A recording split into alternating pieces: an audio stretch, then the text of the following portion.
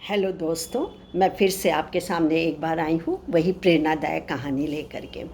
तो ये प्रेरणा शब्द कितने लोगों के जीवन में बदलाव, वो भी सकारात्मक बदलाव लेके आया है, सकारात्मक सोच लेके आया है।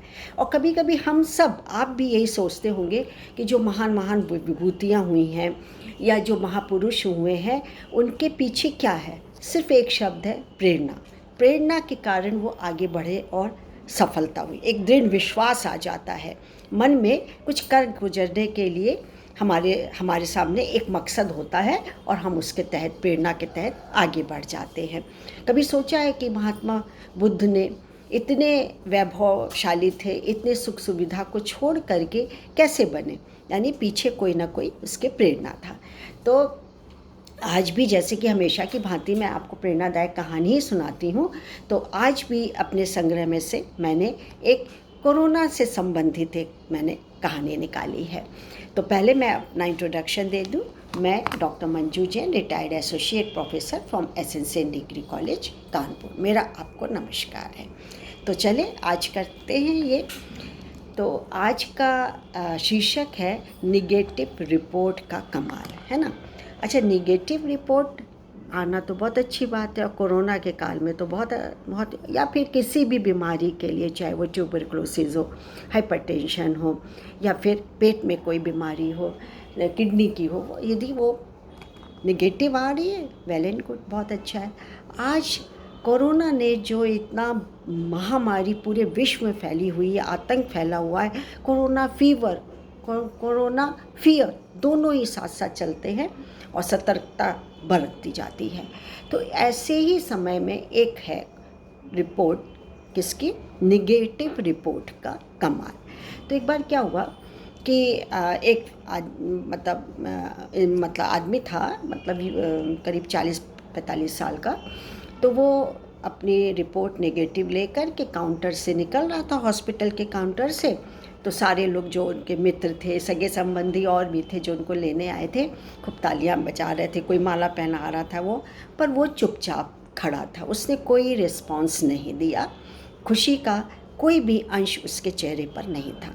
खैर, कैसे कैसे वो हॉस्पिटल से घर जब जा रहा था, तो रास्ते भर वो सोच रहा था कि ये आइसोलेशन, ये जो मुझे अलग रखा गया, क्वारंटीन किया गया, और उसके तहत मुझे एक इतना छोटा, अब मतलब कि न्यूनतम सुविधाओं से जुड़ा हुआ छोटा कमरा, जिसमें कि रोशनी, पानी और ये सब भी अपर्याप्त आता था, हवा अपर्याप्त आती थी, पानी दूर से रखा जाता था, खाना दूर से दे दिया जाता था उसको, कोई मिलने आने वाला नहीं आता था, कोई किसी से मिल नहीं सकता था, वो किसी से बात नहीं कर सकता था। मनोरंजन के कोई भी साधन नहीं थे कि टीवी हो या मोबाइल हो या किसी से कुछ कह सके, कुछ नहीं।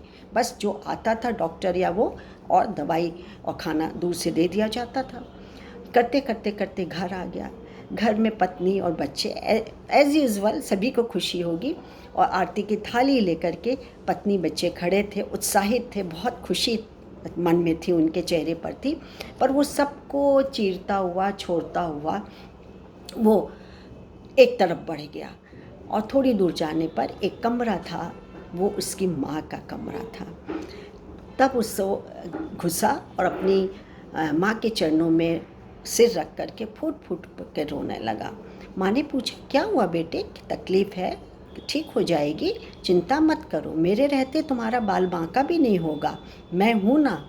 इतने शब्द थे कि वो इतना इतना रोया, पिघल गया, और अपनी माँ को लेकर के बाहर आया, सोचते हुए कि पिता के 5 वर्ष हो गए डेथ हुए, और इन 5 सालों में मैंने उनसे कितनी बार पूछा, क्या पूछा? कुछ नहीं।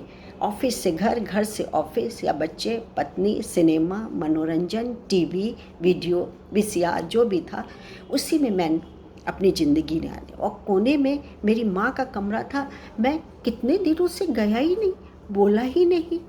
तो वो, मैं तो 10 दिन में घबरा गया, वो 5 साल में क्या ज़िंदगी हो जाएगी उनकी, क्या हो गई होगी, कितनी पीड़ा होगी उनके मन में कि उनके अपने ही और इस हालत में मुझको छोड़ रहे हैं, जबकि मैं स्वस्थ हूँ, सब है।